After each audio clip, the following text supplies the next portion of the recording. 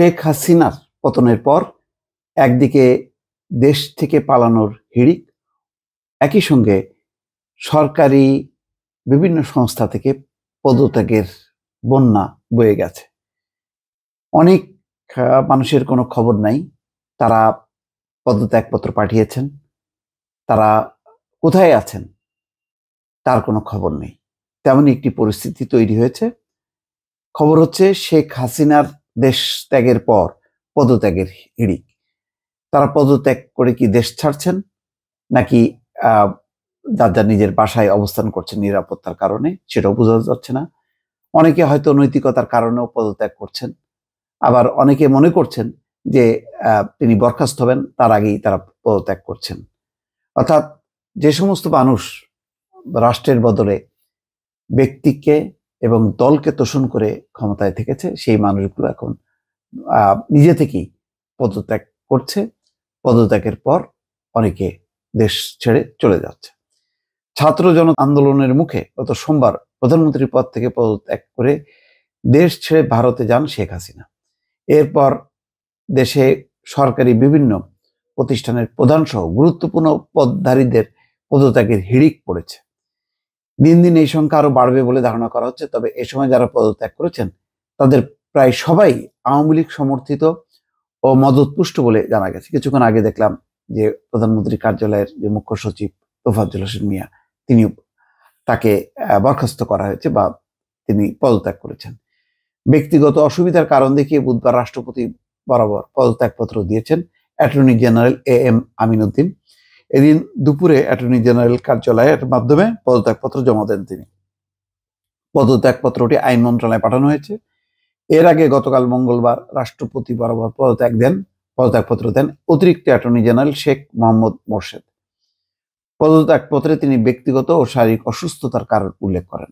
আওয়ামী লীগ সরকার পতনের পর অফিস খোলার দ্বিতীয় দিন বুধবার কর্মকর্তাদের ক্ষোভে চরম অস্থিরতা বিরাজ করে বাংলাদেশ ব্যাংকে।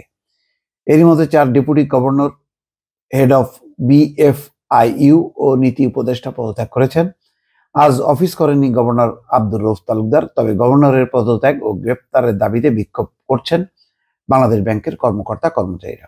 জাতীয় রাজস্ব বোর্ডের চেয়ারম্যান আবু হেনা মোহাম্মদ রাহমাতুল মুনিমকে বরখাস্তের দাবিতে আজ বুধবার বিক্ষোভ করেছেন এনবিআর এর কর্মকর্তা কর্মচারীরা। এনবিআর চেয়ারম্যানকে বরখাস্ত করে আয়কর, কাস্টমস ও এক্সাইজ ও ভ্যাট ক্যাডার থেকে চেয়ারম্যান নিয়োগ দেওয়া, প্রশাসন ক্যাডার থেকে কোনো কর্মকর্তাকে পেশনে জাতীয় রাজস্ব বোর্ডে পদায়ন না করা সহ 9 দফা দাবি জানিয়েছেন তারা।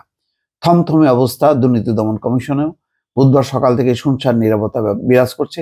যদিও তার আগে দুদক চেয়ারম্যানের পদত্যাগের খবর ছড়িয়ে পড়ে, তবে চেয়ারম্যান সূত্র বলছে চেয়ারম্যানের পদত্যাগের তথ্য সঠিক নয়, এটা গুজব।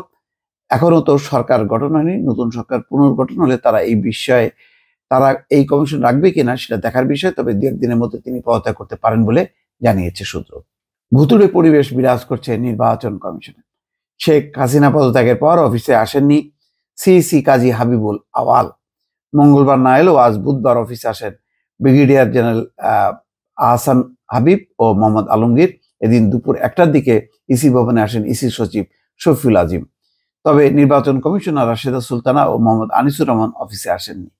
পদত্যাগের হিড়িক শিক্ষাঙ্গনেও পদত্যাগ করেছেন রাজশাহী শেরে বাংলা কৃষি বিশ্ববিদ্যালয়ের উপাচার্য অধ্যাপক ডক্টর মোহাম্মদ শহীদুর রশিদ ভুইয়া, উপাচার্য অধ্যাপক ডক্টর অলোক কুমার পাল ও প্রক্টর মোহাম্মদ হারুনুর রশিদ। এর আগে মঙ্গলবার শেরে বাংলা নগর বিশ্ববিদ্যালয়ের উপাচার্য, উপাচার্য, কোষাধ্যক্ষ, প্রক্টর ও ছাত্র পরামর্শককে পদত্যাগের জন্য আলটিমেটাম দেন বৈষম্য বিরোধী ছাত্র আন্দোলনের সমন্বয়ক তৌহিদ আহমেদ কৌশিক। পদত্যাগ করেছেন জাহাঙ্গীরনগর বিশ্ববিদ্যালয়ের ভিসি অধ্যাপক ডক্টর মোহাম্মদ নুরুল আলম। বুধবার রাষ্ট্রপতি ও বিশ্ববিদ্যালয়ের আচার্য শাহাবুদ্দিনের কাছে তিনি মেইল যোগে পদত্যাগপত্র দেন। বেগম রোকেয়া বিশ্ববিদ্যালয়ের প্রক্টর সহ বিভিন্ন দপ্তরের পরিচালক প্রধানরা পদত্যাগ করেছেন। মঙ্গলবার বিশ্ববিদ্যালয়ের প্রক্টর, পরিবহন পুলের পরিচালক, লাইব্রেরি পরিচালক, বঙ্গবন্ধু হলের প্রভোস্ট, বহিরাঙ্গন বিভাগের পরিচালক ও ছাত্র উপদেষ্টা ও পরামর্শ দপ্তরের পরিচালক পদত্যাগ করেছেন। তারপরে প্রক্টর হিসেবে দায়িত্বে ছিলেন রাষ্ট্রবিজ্ঞান বিভাগের বিভাগীয় প্রধান শরীফুল ইসলাম। পরিবহন পুলের দায়িত্বে ছিলেন প্রফেসর কামরুজ্জামান। এরা পদত্যাগ করেছেন। এদিকে ক্রীড়াঙ্গনেও রয়েছে পদত্যাগের দাবি। শেখ হাসিনা সরকারের পতনের পর দেশের ক্রীড়াঙ্গনের শীর্ষ পদগুলোতে রদবদলের দাবি করেছে কাজী সালাউদ্দিন আহমেদ, সহসভাপতি সালাম মুর্শেদি, নারী উইং এর মাহফুজা আক্তার কিরণের পদত্যাগ দাবি করেছেন বাংলাদেশ ফুটবল আলট্রাস নামের সমর্থকদের একটি সংগঠন। মোট কথা এখন এক পদত্যাগ করা এবং কোনো কোনো ক্ষেত্রে হয়তো মতলব বাজরা সেই জায়গায় নিজেদের প্রতিষ্ঠিত করার এই প্রবণতা চলবে, একটা ক্রান্তিকাল চলছে। তবে যারা দলীয় এবং ব্যক্তিগত আনুগত্যে বিভিন্ন সেক্টরে চরম দলবাজি করেছেন, শুধু দলের এবং ব্যক্তির স্বার্থ দেখেছেন, তাদের আসলে নিজে থেকে পদত্যাগ করাটাই ভালো এবং প্রতিষ্ঠানগুলোকে আসলে সংস্কার করে এগুলিকে কলঙ্ক মুক্ত করে প্রকৃত পেশাদারিত্বের ভিত্তিতে এই প্রতিষ্ঠানগুলো বিনির্মাণ করা দরকার, সংস্কার করা দরকার। দর্শক ভালো থাকবেন। আল্লাহ।